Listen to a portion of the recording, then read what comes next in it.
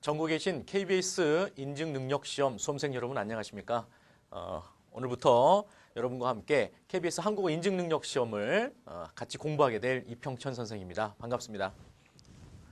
자, 오늘은 첫 시간이고요. 여러분들이 선생님을 처음 만났습니다. 선생님도 여러분들 처음 만나고요. 그래서 오늘 여러분들이 물론 KBS 한국어 인증능력시험에 대해서 잘 알고 오신 분도 계시고 아니면 그냥 공부를 한번 해봐야 되겠다. 시험을 한번 봐서 내가 자격증을 하나 얻어야 되겠다. 이런 생각을 가지고 강의를 신청한 친구들도 있을 겁니다. 그래서 오늘은 간단하게 첫 시간인데요. 진도를 바로 나가기보다는 한국어 인증 KBS 한국어 능력시험에 대해서 간단하게 선생님이 먼저 언급을 하고 학습에 대한 방향을 잡고 공부를 또 어떻게 해야 될지 우리가 같이 한번 생각을 해보는 그런 시간을 좀 갖고요. 시간적 여유가 되면 첫 단원을 나가도록 하겠습니다. 아시겠죠? 자, 여러분들 KBS 한국어 인증 능력 시험이라고 해서 공부를 하려고 준비를 했는데 공부를 하려고 막상 이렇게 덤벼들었는데 이 시험이 무슨 시험인가에 대해서 잘 모르는 그런 친구들이 좀 있습니다. 학생들이. 그래서 선생님하고 간단히 한번 얘기를 해보도록 하겠습니다. 미리 좀 적어놨습니다. 시간을 좀 아끼기 위해서. KBS 한국어 능력 시험이라고 하는 것은 원래 2004년도부터 출발을 했어요. 그래서 2004년도에 말 그대로 KBS가 한국 방송이죠. 그래서 KBS에 공채로 입사를 하는 그런 신입사원들을 대상으로 해서 치러졌던 시험입니다. 그런데 이 시험이 지금 점점 계속해서 발전을 해서 2012년 현재 이때 처음 1회가 실시가 됐고요. 2012년 현재 2월 달에 시작되는 시험이 25회부터 이렇게 이제 하게 되죠. 그래서 1년에 4차례 시험이 있게 됩니다.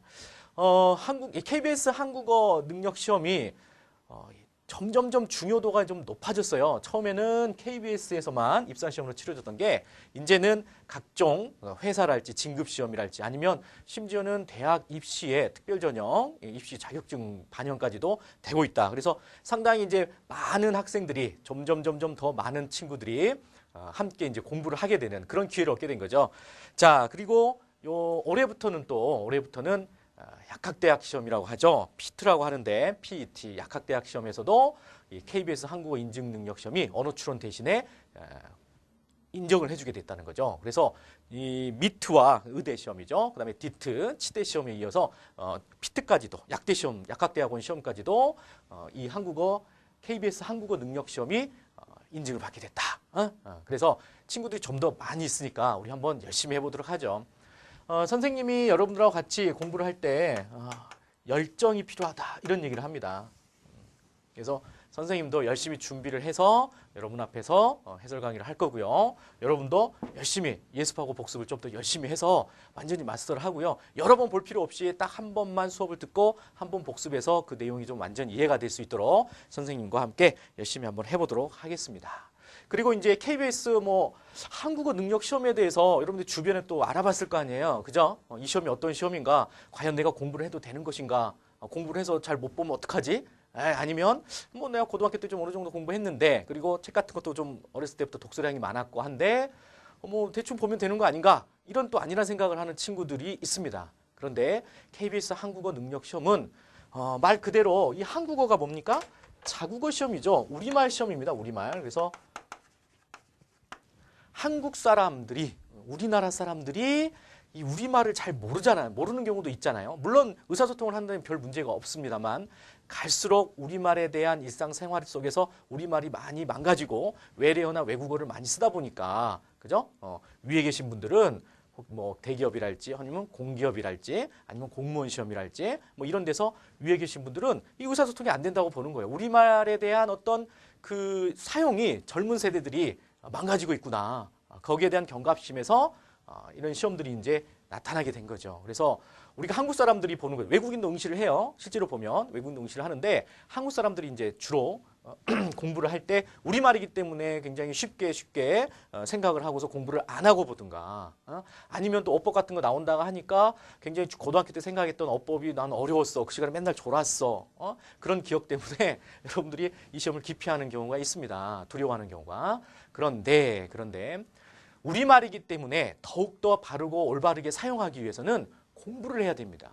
그죠? 우리가 친구들하고 나누는 그런 대화 속에서도 배울 것들이 많지만 또 시험이라고 하는 것은 전국에 있는 수험생들을 대상으로 해서 객관적으로 출제를 하는 거잖아요. 그래서 시험에 나오는 그런 좀 깊이 있는 그런 내용들은 꼭 학습을 하셔야 됩니다. 학습을 해서 공부를 해서 점수를 얻도록 노력을 해야 된다. 아시겠죠?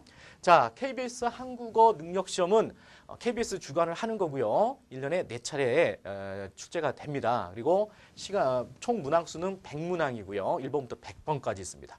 우리가 수능을 시험 볼 때는 언어 영역에서 혹은 국어 시험 볼 때 100문항까지 가지 않았죠. 그죠? 60문항 내지 50문항까지 했었는데 100문항 조금 많다는 생각이 좀 들 수도 있겠네요. 그래도 성인들이 주로 하는 거니까. 그죠? 고등학생을 또 봐서 시험을 보기를 하지만 그래도 주로 이제 20세 이상의 성인들이 하니까 100문항 정도를 할 수 있겠죠. 120분 2시간을 주고 있습니다. 그리고 990점 만점인데요. 최근에는 이제 등급제라고 해서 1등급, 2등급, 3등급, 4등급 그리고 뒤에가 무급 이렇게 되어 있습니다. 뭐 일정한 점수 이하는 무급이라고 해서 자격증이 나오지가 않고요. 1등급도 플러스 마이너스, 2등급도 플러스 마이너스 각각 플러스 마이너스가 이렇게 있고 4등급 플러스 정도까지만 인증서가 공인 자격 인증서가 나오는 걸로 선생님이 알고 있습니다. 그래서 우리의 목표는 일단 여기에서부터 이 정도까지 맞는 건데 뭐 이런 건 별로 소용이 없겠죠. 그죠? 그래서 우리 목표는 이제 1등급이야. 뭐든지 1등급을 맞으면 좋은 거잖아요. 그죠? 상위권에 들어가는 거고 상위 4% 안에 들어가는 거. 그래서 응시자 수가 매년 이제 10,000명 혹은 뭐 7,000명에서 10,000명 좀 넘어가기도 하고 하는데 거기 안에서 이제 상대적으로 평가를 하는 겁니다. 상대 평가를 하는 거야. 자, 그리고 우리가 좀 유념을 해야 될 게 있습니다. 이 KBS 한국어 인증 능력 시험은 수능 시험이나 뭐 다른 등급제와는 조금 달리 난이도에 따라서 등급을 좀 결정을 합니다. 무슨 얘기냐면 일정한 점수 이상을 얻게 되면 여러분 기출문제집이나 이런 데 보면 앞부분에 이제 설명이 좀 나와 있어요. 이 시험에 대해서 거기를 한번 읽은 다음에 선생님 얘기를 들어보면 알 텐데 이 1등급과 2등급 일정한 수준 이상이 되면 1등을 확실하게 주는데요. 여기 걸려있는 친구들 있죠. 1등급과 2등급에 걸려있는 친구들.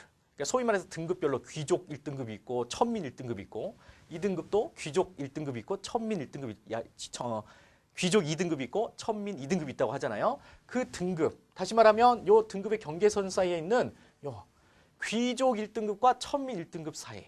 그죠? 여기를 무자들이 탁 그냥 상위 4% 이렇게 자르는 게 아니고요. 누적 인원수로 따르는 게 아니고 어떻게 하냐면 난이도에 따라서 난이도. 이게 중요한 사실입니다. 그래서 자기가 이제 2등급을 얻느냐, 1등급을 얻느냐 간당간당 할 때는 이 난이도 높은 문제들을 해결을 잘해야 됩니다. 난이도가 높은 문제, 그러니까 오답률이 높은 문제 있죠. 그런 것을 틀린 친구가 있어. 점수는 여기 높게 나왔는데, 살짝 높게 나왔는데 틀린 친구는 밑으로 내려가서 2등급을 받는 거고요. 그 다음에 2등급, 귀족 2등급인데 안타깝게 총 점수는 2등급에 걸쳐 있거나 살짝 밑이야. 그런데 그 친구가 난이도가 좀 높은 문항을 많이 맞췄다. 그러면 그 친구는 인증서에 1등급으로 찍힙니다. 그래서 KBS 한국어 능력 시험이 다른 시험과 좀 평가 방식이 좀 다른 게 바로 이런 부분이 있다는 거. 이걸 잘 알아야 됩니다. 그래서 왜 이런 얘기를 하냐면 여러분들이 이제 난이도 높은 문항이 어떤 것들이 있는가요? 라고 이제 물어볼 수 있겠죠. 그래서 KBS 한국어 능력 시험에 대해서 영역별로 좀 선생님이 간단히 설명을 하고요. 거기에서 이 난이도 높은 문항들이 어디에 들어가 있는가 이걸 알아야 이제 여러분이 좀 집중적으로 공략을 할 수가 있겠죠. 자, 그래서 난이도 높은 걸 일단 맞춰야 된다. 잘 맞춰야 된다. 남들 맞춘 것도 다 맞추고. 자, 그러면 KBS 한국어 능력 시험은 어떻게 구성이 돼 있나요? 라고 물어보시면 자, 알고 있는 친구도 있겠죠. 미리 이제 책 사서 좀 쭉 읽어본 친구들은. 자, 첫 번째는 문법에 대해서 나옵니다. 문법에 대해서 출제가 돼. 자, 이 문법은 우리말 문법이 되겠죠. 외국어 문법 아닙니다. 우리말 문법입니다. 우리말 문법. 그리고 두 번째는 이해 능력이라고 해서 듣기 평가와 읽기 능력, 독해 같은 게 되겠습니다. 그리고 표현 쓰기, 말하기, 그다음에 창안 능력, 국어 문화 이렇게 4가지 영역에 대해서 출제가 됩니다. 출제가 되고 여러분 이제 문제를 풀게 되는 거죠.